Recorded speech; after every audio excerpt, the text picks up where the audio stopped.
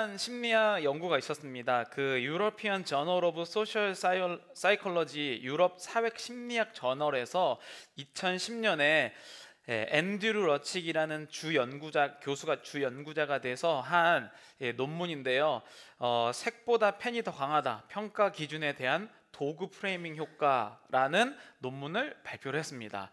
이 논문은 실험을 했는데 굉장히 간단한 실험이었어요. 사람들에게 어떤 학생이 쓴 에세이를 다 나눠줬습니다. 그리고 나서 다른 법은 펜의 색깔만 다르게 준 거예요. 다 똑같이 어떤 학생의 에세이를 평가해달라라고 해놓고 에세이를 다 나눠주고, 다른 점은 어떤 사람은 검정색 펜, 어떤 사람은 파란색 펜, 어떤 사람은 빨간색 펜이었습니다. 결과는 어땠을까요?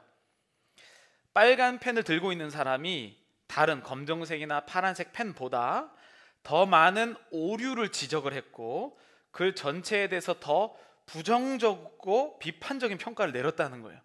똑같은 상황에서 펜 색깔이 다른 것만으로도 지금 뭔가 결과가 달라졌다는 거예요. 그래서 이 논문에서 이렇게 얘기합니다. 우리 한번 읽어보면요, 함께 읽겠습니다. 펜을 손에 쥐기만 해도 무의식적으로 더 비판적인 태도와 기준을 적용하게 됩니다. 신기하죠? 펜 하나만 들었는데 사람이 바뀌는 거예요. 문장노님이 빨간 펜 들었는데 설교를 비판하고 이러실 수도 있지 않을까 싶은데요. 그래서 실제로 이 연구에서 놀라웠던 것은 뭐냐면, 실험에 참여한 사람은 이걸 본인 스스로는 전혀 눈치채지 못했다는 거예요. 자기는 왜 내가 더 비판적으로 판단했는지, 더 오타를 많이 찾아내는지 인식하지 못했다는 겁니다. 그러니까 이 펜 하나가 그 사람의 태도와 행동을 바꾸기 시작한 겁니다. 이 자막 우리 함께 읽어보도록 하겠습니다. 지금 나는 내 손에 무엇을 들고 있는가? 손에 직접 뭘 들고 있다는 게 아니라 여러분들의 마음에 무엇을 들고 있습니까? 그것을 든 게 무엇이냐에 따라서 그 사람이 행동하는 게 바뀌기 시작해요. 근데 사람들은 실제로 옳은 거나 아니면은 좋은 것에 끌리는 게 아니라 자기 마음에 가장 강력한 것에 끌리게 되어 있습니다. 이 문장을 그래서 제가 이렇게 정리했는데 우리 함께 읽어보겠습니다.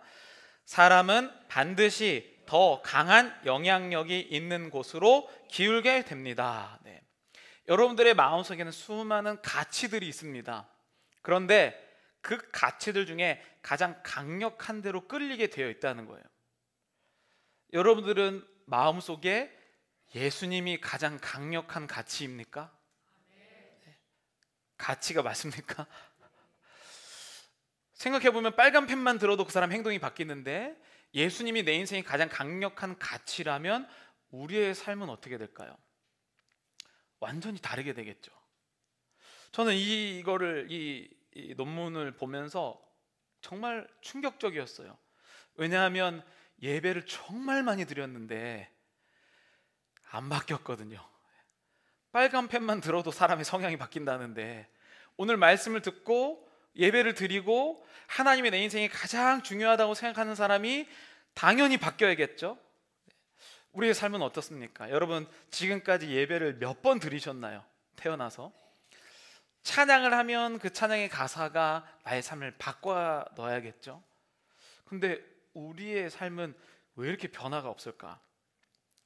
우리가 이제 느헤미야 5장을 마무리하게 되는데, 1장에서는 느헤미야가 이 포로 3세로서 이 자기의 고향이었던 이스라엘의 수도 예루살렘이 힘들다는 소식을 듣고 기도했고, 2장에는 왕에게 확인을 맡아서 다시 예루살렘에 오게 되었고, 3장에서는 개요가 되어서 52일 만에 이 뚱 둘러싸고 있는 예루살렘 성벽을 사람들이 각각 동시에 맡아서 이 성벽을 재건했다, 그거였고, 4장까지는 외부로부터 칼과 창과 산발락과 도비아 같은 사람들이 칼과 창으로 이걸 반대했다.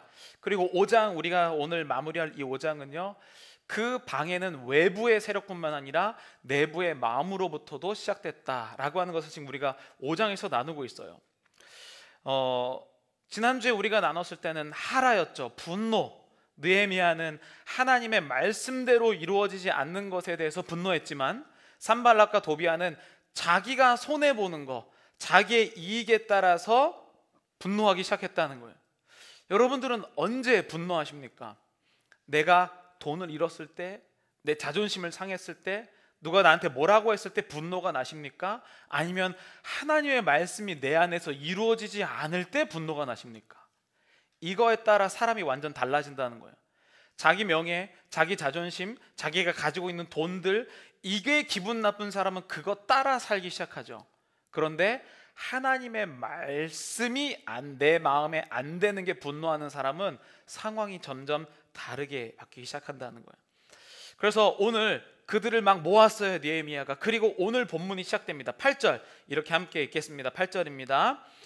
그들에게 이르기를 우리는 이방인의 손에 팔린 힘을 하여 도로 찾았거늘 너희는 너희 형제를 팔고자 하느냐? 더구나 우리의 손에 팔리게 하겠느냐 하매 그들이 잠잠하여 말이 없기로. 아멘. 여기 보니까 불러서 뭐라고 얘기했냐면, 너희들이 왜 같은 예루살렘 사람에게 돈을 꺼주고 이자를 비싸게 받고 돈을 못 갚으면 바로 그의 아들과 딸들을 종으로 삼고 왜 이런 일을 하느냐라고 물어봅니다. 그러니까 사람들이 잠잠하여 말이 없기로, 할 말이 없었어요. 왜 할 말이 없었냐면 이들은 이미 모세 오경, 창세기, 출애굽기, 레위기, 민수기, 신명기, 이거를 모세 오경이라고 하는데 이 말씀에 그들에게 돈을 어떻게 구워주고 어떻게 면제해주고 이 방법이 다 나와 있거든요. 그러니까 지금 느헤미야가 하는 얘기는 무엇이냐면 너네 지금 잘못하고 있어가 아니라 왜 말씀대로 살고 있지 않느냐라고 질문하고 있는 거예요. 여러분, 우리는 기독교는 도덕적 종교가 아니에요. 착한 일 많이 해라, 그냥 베풀라, 이런 종교가 아니라 하나님의 말씀에 있는 대로 하고 있냐 안 하고 있냐, 빨간 펜보다 하나님의 말씀이 나한테 영향력이 있느냐 없느냐를 질문하는 겁니다. 그러니까 내가 얼마나 잘 살았는지, 사람들이 보기에 착한 사람인지가 아니라 그 말씀이 정말 나에게 실제로 능력이 있느냐, 이것을 질문한다는 거예요. 여러분, 이 느헤미야는 예루살렘을 태어나서 지금 처음 와본 겁니다. 그 전에는 이미 그 포로로 끌려갔기 때문에 부모님이 페르시아 수상궁 근처에서 이 느헤미야를 낳았어요. 한 번도 예루살렘을 본 적이 없었습니다. 여러분, 이민자는요 다 애국자라고 표현하죠. 여기 사는 사람들 다 한국인들 애국자라고 표현해요. 왜냐하면 자기의 나라를 떠나오면 자기의 나라에 대해서 더 애틋한 마음을 가지고 서로 돌보게 되어 있어요. 이 느헤미야는 예루살렘에 가본 적도, 고향에 가본 적이 없는 페르시아에서 태어났기 때문에 그 페르시아의 분위기들은 예루살렘 사람들을 서로 도와주는 분위기였어요. 이자가 돈을 빌려주게 되면 이자 조금 받거나 안 받고. 그런데 자기가 그렇게 살다가 예루살렘으로 딱 왔는데 고향이 이거 완전히 엉망인 거예요. 예루살렘 사람 있는 그 하나님의 나라라고 하는 그 민족끼리 돈을 빌려주면서 이자를 더 많이 받고 더 괴롭게 하고 있는 모습을 본 겁니다. 그러니 얼마나 괴롭겠어요. 아니 지금 다른 나라에 살고 있는, 페르시아에 살고 있는 이스라엘 사람들도 동족이라면, 민족이라면 더 잘 대해주는데 오히려 고향에 있는 이 사람들은 서로를 못 잡아먹어서 안달났다는 거예요. 이게 지금 사회적인 구조라고 표현합니다. 그러니까 이들은 한두 명이 아니라 온 사회가 다 지금 어려움에 처해 있다라는 것을 볼 수가 있습니다. 그리고 이렇게 지적을 합니다. 9절부터 11절이거든요. 우리 함께 읽겠습니다. 9절부터 11절입니다. 내가 또 이르기를 너희의 소행이 좋지 못하도다. 우리의 대적 이방 사람의 비방을 생각하고 우리 하나님을 경외하는 가운데 행할 것이 아니냐. 나와 내 형제와 종자들도 역시 돈과 양식을 그 이자 받기를 그치자. 그런즉 너희는 그들에게 오늘이라도 그들의 밭과 포도원과 감람원과 집이며 너희가 구워준 돈이나 양식이나 새 포도주나 기름의 100분의 1을 돌려보내라 하였더니. 아멘. 9절에 보면은 우리가 하나님을 경외하는 가운데 행할 것이 아니냐라고 질문을 하고 있어요. 하나님이 경외하다라는 말은 하나님을 이제 두려워하기 시작하냐는 질문이거든요. 우리가 남에게는 두려워하지 않습니다. 남은 훈계하지 않아요. 그래서 어떻게 보면 남이 나에게 좋은 얘기할 때가 더 많아요. 칭찬해 주죠. 왜냐하면 그 사람은 내 인생을 책임지는 게 하나도 없으니까. 근데 가족은요, 칭찬하기가 어려워요.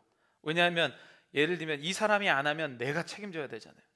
예를 들면은 돈을 버는 사람이 돈을 안 받으면 다른 사람이 돈을 벌어야 되는 거예요.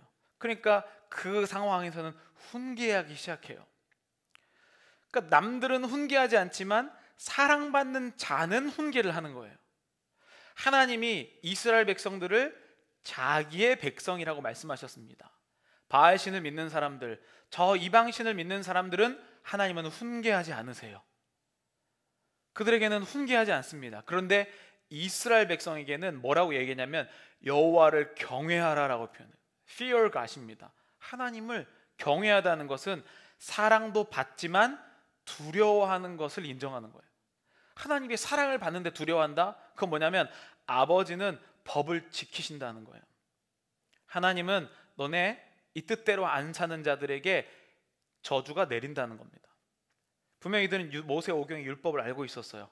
가난한 자에게 이렇게 하지 말라고 했습니다. 자기가 7년 되면 종과 노예를 해방시키라고 했어요. 하나님이 그들에게 이미 다 율법을 주셨습니다. 근데 지금 그게 안 지켜지고 있는 거예요. 그런 사람에게 여호와를 경외해라 라고 하는 말은 무슨 뜻일까요? 하나님 살아계셔, 무서워. 하나님 법 안 지키는 자들에게 그대로 행하시는 분이야. 이 얘기를 하기 시작한 거예요. 여러분, 근데 이스라엘 사람들은요 페르시아 사람보다 착한 상태였어요. 어떻게 상태냐? 이 당시에는 페르시아 사람들이 돈을 빌려주면 연 20% 이자를 가지고 돈을 빌려줬습니다. 굉장히 세죠. 근데 여기에 보면 이제 이자 받기를 그치고 그 다음에 100분의 1을 돌려보내라 라고 얘기했는데 1%, 월 1% 이자를 받은 거예요. 총 연 12% 이자를 받습니다. 그러니까 페르시아 전체 이자율이 연 20%인데 그래도 이 사람들은 동족을 생각하느라고 연 12% 받았잖아요. 좀 더 착한 거 아니에요? 이런 식으로 하나님이 계산하지 않는다는 거예요. 세상이 얼마나 타락했는지 그것보다 내가 얼마나 선한 사람인지가 아니라 하나님의 말씀을 그대로 순종하고 있냐는 거예요. 저는 오늘날의 기독교가 왜 이렇게 힘이 없고 욕 많이 먹고 예배를 그렇게 많이 드렸는데 빨간 펜보다 영향력이 없을까라는 생각을 하게 되거든요. 그러니까 세상이 타락했는데 저는 그것보다 좀 낫지 않아요? 라고 하는 질문 때문에 그런 것 같아요. 갈수록 세상은 좋아지지는 않습니다. 세상이 나빠지니까 그래도 내가 최소한 살인은 저지르지 않았잖아요. 최소한 내가 무엇은 하지 않았잖아요 라고 하는 오히려 하나님께 항변을 하고 있죠. 근데 여러분, 하나님 말씀은 명확합니다. 하나님 말씀에 있는 대로 지키냐는 거예요. 정말 하나님을 두려워한다면 우리의 행실이 안 바뀌는 것이 이상하지 않을까요? 여러분, 정말 하나님을 두려워하고 계십니까? 하나님이 정말 여러분들의 마음에 살아계신다고 믿으세요? 그럼 우리의 행실이 당연히 바뀌어야겠죠. 12절 읽어보겠습니다. 우리 함께 읽겠습니다. 그들이 말하기를 우리가 당신의 말씀대로 행하여 돌려보내고 요구하지 아니하리이다 하기로 내가 제사장들을 불러 그들에게 그 말대로 행하겠다고 맹세하게 하여. 잠깐만 말씀 띄워주시면 저는 이게 이해가 안 됐어요. 잘 보세요. 그들은 지금 이 말씀을 느헤미야의 말을 듣고 있는 이스라엘 백성들이에요. 말하기를 우리가 당신의 느헤미야의 말대로 행하여 지금 노예를 풀어주겠다. 그리고 돈도 다시 안 돌려받겠다. 이 얘기를 했다는 거예요. 이상하지 않습니까? 100번을 예배 들어도 한 번이 안 변하는데 느헤미야의 한마디로 이 사람은 노예를 줬다. 이 말은 돈을 포기했다는 뜻이에요. 이자 1% 받은 거 돌려줬다는 거예요. 여러분, 만약에 오늘 예배 듣고 여러분 지금 부당하게 착복한 거 10,000불을 돌려주십시오. 어떻게 하실 거예요? 기도는 해보겠습니다 라고 대답은 하겠죠. 네, 양심은 있으니까. 어떻게 여러분들은 저 이스라엘 백성들이 느헤미야의 말 하나를 듣고 그렇게 행동할 수 있었을까요? 궁금하지 않습니까? 예배를 그렇게 많이 드려도 변하지 않는 우리들 가운데 만약 우리가 예배를 드린 횟수만큼 변했다면 이 세상이 이렇게 되지 않았을 거예요. 우리 교회가 예배 드린 것만큼 내가 하나님을 실제로 변화를 맞이했다면 우리 교회 이것보다 훨씬 더 행복하고 멋진 교회였을 겁니다. 그 이유는 뭐냐? 지금 이 사람들에게 있는 게 우리에게 없다는 거예요. 그게 바로 13절입니다. 우리 13절 함께 읽어보도록 하겠습니다. 내가 옷자락을 털며 이르기를 이 말대로 행하지 아니하는 자는 모두 하나님이 또한 이와 같이 그 집과 산업에서 털어버리실지니 그는 곧 이렇게 털려서 빈손이 될지로다 하매 회중이 다 아멘 하고 여호와를 찬송하고 백성들이 그 말한 대로 행하였느니라. 아멘. 무슨 뜻일까요? 뭐냐면 말씀에 있는 대로 이 사람들을 옷자락을 털어버듯이, 이게 뭐냐면 하나님께서 그들을 털어버신다, 저주한다는 뜻이에요. 하나님의 말씀을 뜻대로 행하지 않는 자는 하나님의 저주가 임할 것이다 라고 하는 말씀의 회복을 얘기한 겁니다.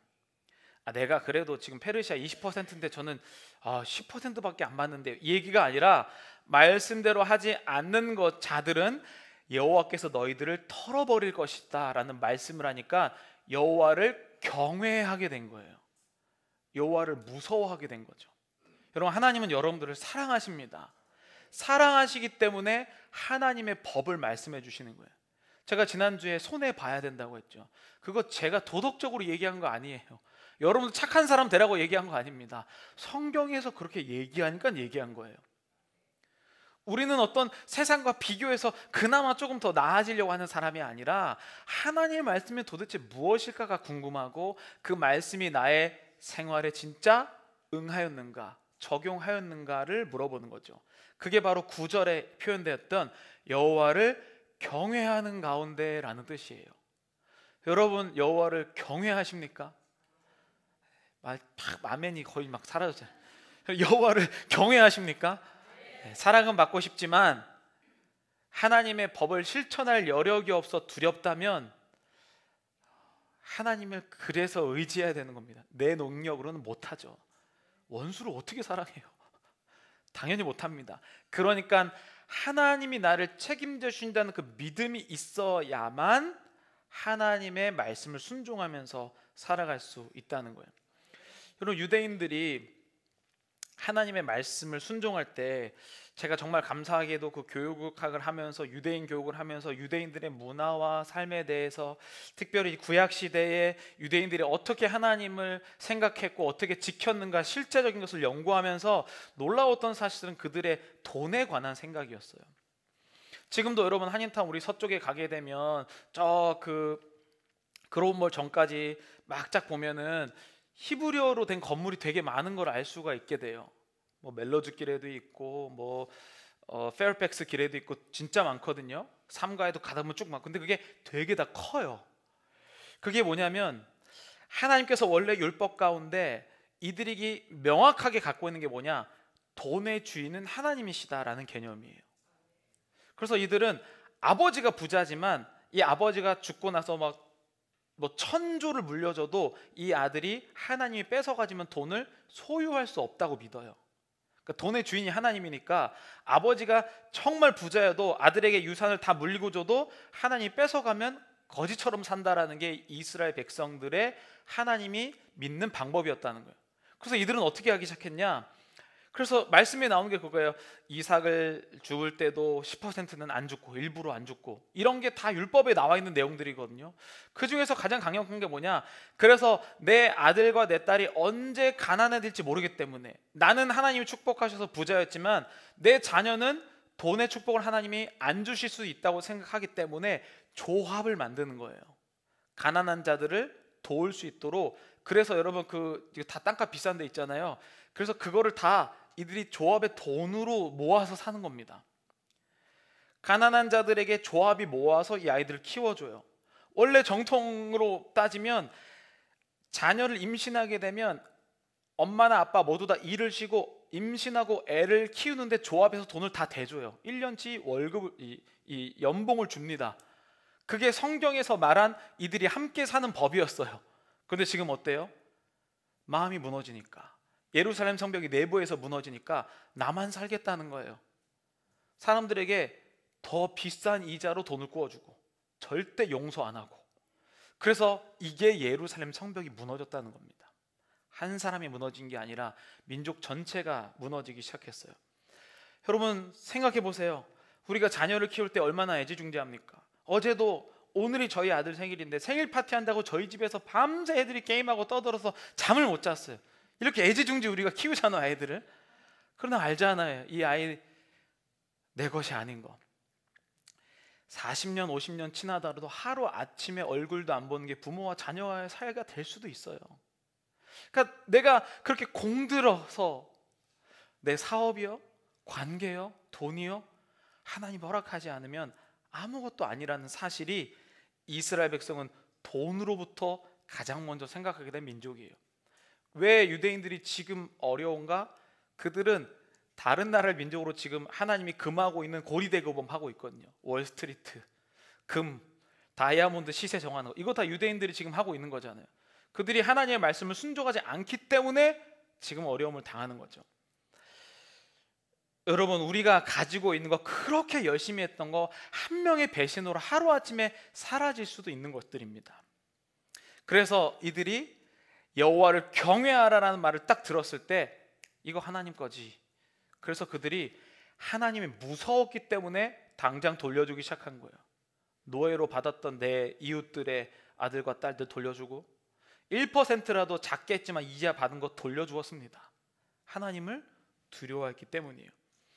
여러분, 여호와를 경외한다는 것은 내가 얼마나 선한 사람인지를 자랑하고 내가 얼마나 누구를 많이 도왔냐는 게 아니라 하나님의 말씀이 오늘 나에게 빨간 펜보다 더 영향력이 있기를 바라는 마음이에요. 저는 오늘 여러분들이 하나님이 여러분들의 마음에 계셔서 그 어떤 것보다 가장 강력한 영향력을 미치기를 간절히 축복합니다. 여러분, 요즘에 저희 교회는 안 그렇거든요. 제가 많은 목사님들의 이야기를 들어보면 젊은 사람들이 많이 모이는 30, 40대가 주된 교회는 헌금을 안 한다는 거예요. 왜 헌금을 안 하냐면 마음이 동할 때에는 도네이션은 많이 한대요. 그런데 기본적인 헌금을 안 한다는 거예요. 그래서 인원이 많은데 재정이 항상 마이너스가 되고 있다라고 이야기를 해요. 왜 그럴까요? 돈이 의미론으로 해석되기 때문입니다. 이스라엘 백성들의 헌금은요, 내가 은혜 받았다고 헌금을 많이 하고 은혜 안 받았다고 적게 하는 것이 아니었죠. 돈의 주인이 하나님이시기 때문에 본인이 작정한 것 자체, 해야 하는 금액을 그냥 헌금했습니다. 근데 오늘날에는 모든 게 다 의미인 거예요. 누가 오늘 은혜로운 뭐 간증을 하고 뭘 하면은 막 도네이션 하듯이 막 헌금을 해요. 근데 그 감동이 없으면 주머니가 다치고. 제가 사실은 제가 지금 거의 3년 반째 저희 교회 이제 담임 목회를 하면서 몇몇 분이 헌금 설교를 좀 했으면 어떻겠냐라고 저한테 얘기하신 적이 있어요. 근데 저는 명확하게 얘기했습니다. 저는 치사해서 헌금 설교는 안 해요. 왜냐하면 저는 자존심이 상해요. 왜 자존심이 상하냐? 하나님 믿는 사람이 헌금하는 건 자기가 자연스럽게 하는 거지. 은혜로운 헌금 설교했다고 헌금 많이 하면 그게 헌금입니까? 도네이션이지. 물질 있는 곳에 마음이 있는 것은 믿는 사람이나 안 믿는 사람이라 동일합니다. 정말 동일해요. 안 믿는 사람들요, 자기가 원하는 것에 돈 쓰고 있어요. 돈을 어디다 쓰는지 보면 그 사람이 뭘 제일 좋아하는지 잘 알 수 있습니다. 아시잖아요, 여러분. 골프 빠진 사람 맨 골프채만 보여요. 그렇지 않아요? 빠진 것에만 보이기 시작해요. 빨간 펜만 들어도 사람이 바뀌는데 하나님이 내 안에 있다? 그런데 내가 다른 데에 뭐가 쓰인다? 무엇이 잘못된 것일까요? 이것은 강조하거나 강요하거나 요구하거나 저주를 퍼붓는 것이 아니라 하나님의 말씀이 제대로 영향력을 미치면 할 필요가 없습니다. 저는 오늘 여러분들이 하나님이 모든 것의 주인임을 인정하며 하나님께 기쁜 마음으로 헌신하는 여러분 되시길 간절히 축복합니다. 여기까지가 끝이 아니었어요. 느헤미야는 이 말만 한 게 아니라 본인의 삶으로 실제로 먼저 보여줍니다. 그게 14절부터 16절 그리고 18절인데요. 먼저 14절부터 16절 함께 읽겠습니다. 또한 유다 땅 총독으로 세움을 받은 때 곧 아닥사스다 왕 제20년부터 제32년까지 12년 동안은 나와 내 형제들이 아니하였느니라. 나보다 먼저 있었던 총독들은 백성에게서 양식과 포도주와 또 은 40세겔을 그들에게서 빼앗았고 그들의 종자들도 백성을 압제하였으나 나는 하나님을 경외함으로 이같이 행하지 아니하였고 도리어 이 성벽 공사에 힘을 다하며 땅을 사지 아니하였고 내 모든 종자들도 모여서 일을 하였으며 12년이나 지금 이 일을 나중에 총독으로 계속 남게 됐는데 월급을 하나도 안 받았대요. 자발적으로. 그리고 자기의 재산에 있는 종들을 통하여서 일을 하게 만들었다. 자기가 종들을 폐위하고 일을 만들었다라는 거예요. 여러분, 느헤미야는 왜 받을 수 있었음에도 불구하고 이 페르시아에서 나오는 월급을 받지 않았을까요? 그게 15절의 이유인데요, 이 월급이 다 백성들에게 강제로 빼앗은 돈이기 때문에 안 받은 겁니다. 물론 느헤미야는 원래 부자였어요. 페르시아에서 많이 벌었거든요. 그런 조건은 있었지만 그가 상징적으로 보여주기 시작한 거예요. 나는 당신들에게서 빼앗은 돈을 받지 않겠다. 이 모범을 보이기 시작하니까 사람들도 느헤미야에게 단기간에 52일 동안의 성벽을 쌓을 수 있었던 겁니다. 18절에 이렇게 표현합니다. 매일 나를 위하여 소 한 마리와 살찐 양 6마리를 준비하며 닭도 많이 준비하고 열흘에 한 번씩은 각종 포도주를 갖추었나니 비록 이같이 하였을지라도 내가 총독의 녹을 요구하지 아니었으면 이 백성의 부역이 중함이었더라. 자기의 권리를 포기하기 시작합니다.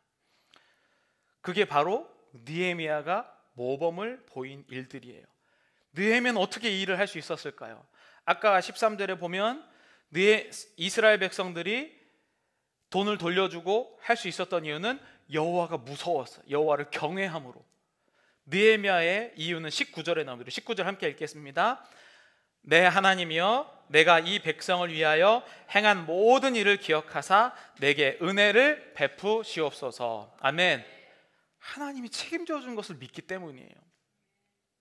일 중독에 빠진 사람은 하루를 쉬면 다 끝장날 것처럼 생각하기 때문에 절대 쉬지 못합니다. 나의 책임이 나에게 있기 때문이죠.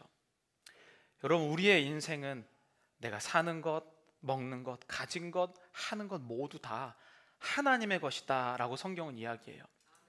하나님이 정말 여러분들을 책임져 주십니다. 그리고 그때에 오히려 여러분들의 일들이 하나님께서 잘 해 주실 줄로 믿습니다.